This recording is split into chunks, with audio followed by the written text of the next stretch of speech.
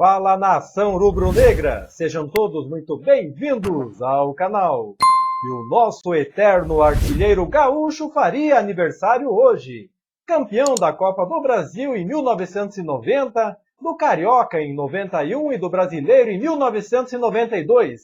É autor de 98 gols pelo Mengão. Gaúcho ficou marcado na nossa história. Vamos ver a linda homenagem que o Flamengo fez para ele. Põe na tela!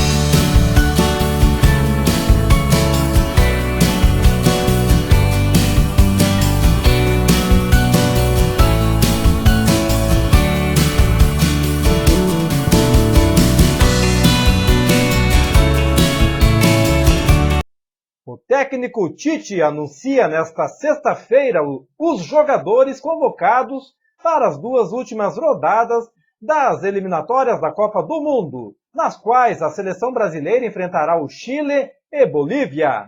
Porém, uma pré-lista já foi enviada à FIFA, contendo entre 35 e 40 nomes. Entre eles estão os zagueiros Nino do Fluminense e Léo Ortiz do Bragantino, além de 3 jogadores do Flamengo, o meia Everton Ribeiro e os atacantes Pedro e Gabigol.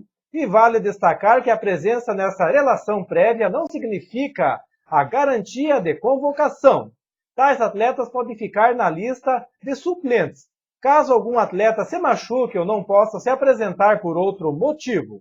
Então a pré-convocação destes e de outros atletas foi comunicado pela CBF aos clubes e às respectivas federações no último domingo. Everton Ribeiro e Gabigol têm presença frequente nas listas de Tite, enquanto Pedro foi convocado 2 vezes, a última delas no fim de 2020. Léo Ortiz, por sua vez, esteve na Copa América do ano passado. Foi chamado para os jogos das eliminatórias, mas não teve oportunidade de estrear com a camisa da seleção. Já Nino, campeão olímpico, nunca foi para a seleção principal.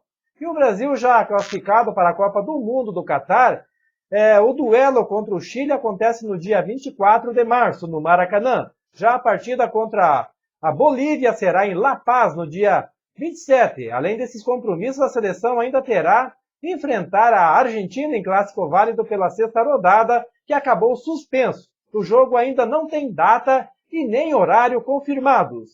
Passando aí as 5 principais notícias do Flamengo de hoje. Então, galera, para você ficar bem informado aí sobre as notícias do Mengão, né? O Júnior Alonso consegue a liberação de time russo e define provável destino. Então, o zagueiro Júnior Alonso deve retornar ao Brasil após conseguir suspender o seu contrato com o Krasnodar da Rússia. A expectativa dos representantes do jogador é de que ele seja anunciado em um novo time na próxima semana. Palmeiras e Flamengo são equipes atentas ao mercado e à debandada de ucranianos e russos. O rubro-negro já se afirmou no mercado atrás de mais um defensor e também tem Pablo na mira, né? Então o grupo político do Flamengo se posiciona sobre Landim assumir cargo oferecido por Bolsonaro. Então o presidente do Flamengo, Rodolfo Landim, vem se envolvendo em polêmicas nos últimos dias, principalmente com a torcida do Flamengo. O motivo é uma oferta de Jair Bolsonaro, presidente do Brasil, para que o mandatário concorra ao cargo de conselheiro da Petrobras. A notícia fervilhou nos bastidores do rubro-negro e o movimento sócios e grupos políticos que agiram de maneira rápida para se posicionar sobre a oferta recebida por Landim pelo presidente Bolsonaro, né? Então o sócio benemérito do Flamengo ali se reuniu com o grupo político do Flamengo, Fla Tradição e Juventude. O motivo da reunião virtual foi elaborar um documento para encaminhar ao presidente Landim, solicitando que o mandatário não aceite a proposta de Bolsonaro.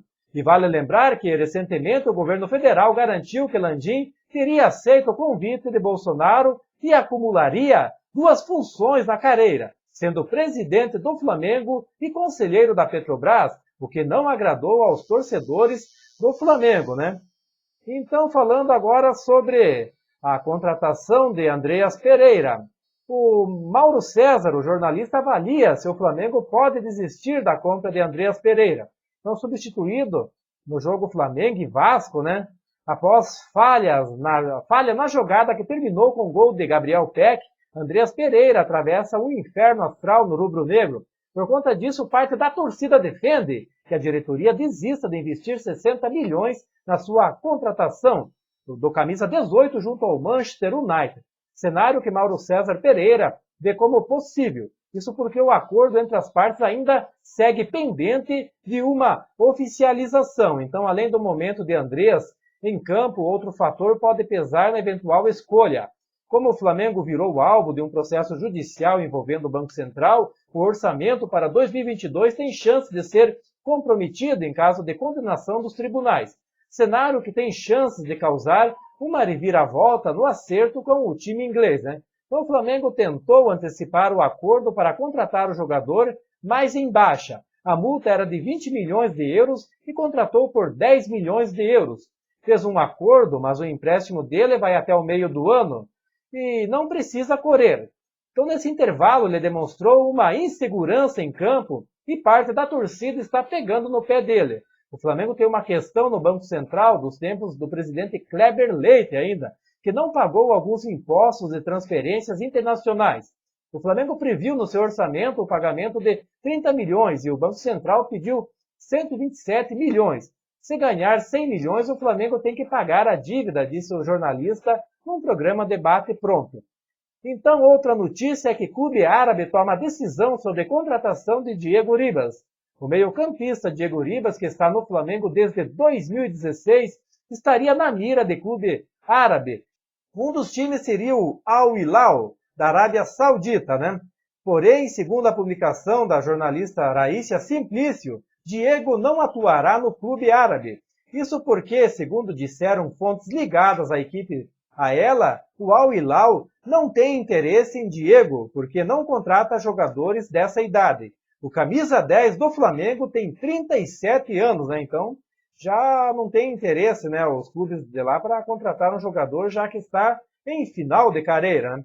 Comentarista detona o Flamengo de Paulo Souza e fala time sem postura. Então, um dos que não concordou com o desempenho recente foi o jornalista André Rocha. De acordo com ele, o técnico Paulo Souza é responsável pelo mau desempenho do time. Além disso, a equipe está muito acomodada. É um time acomodado que não demonstra vontade, passa uma semana treinando e apresenta isso no final. Paulo Souza tem culpa sim.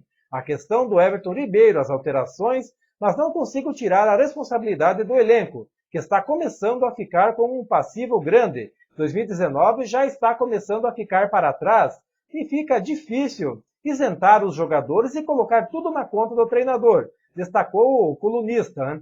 Então, apesar das críticas, né, da temporada, Paulo Souza tem apenas uma derrota na temporada e um empate que culminou na perda do título da Supercopa do Brasil para o Atlético Mineiro, né?